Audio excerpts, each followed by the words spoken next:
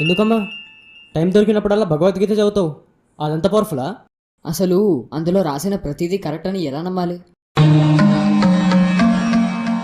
నానమ్మకి ఈరోజు medical hall నుంచి ఏం తీసుకొచ్చావు? Vitamin capsule bottle. అందులో ఎన్ని క్యాప్సిల్స్ ఉన్నాయి? 30 క్యాప్సిల్స్. లెక్క పెట్టావా? లేదు, దాని మీద ప్రింట్ చేసింది. నువ్వు పొద్దున ఎన్ని పాలు తెచ్చావు? 1 లీటర్. కొలిచావా? లేదు, ప్యాకెట్స్ పై రాసుందిగా. నువ్వు క్యాప్సిల్స్ లెక్క పెట్టలేదు, నువ్వు పాలు కొలవలేదు.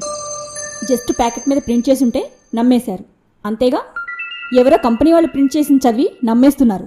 అట్లాంటిది వేల సంవత్సరాల క్రితమే శ్రీకృష్ణుడు బోధించిన పవిత్రమైన భగవద్గీత మీద అనుమానం ఏంట్రా? ఒక్కసారి భగవద్గీత చదివితే భగవద్గీతలో ఏముంది అని అడగడం మానేసి నాలో భగవద్గీత ఎందుకు లేదు అని నిన్ను నువ్వు ప్రశ్నించుకుంటావు.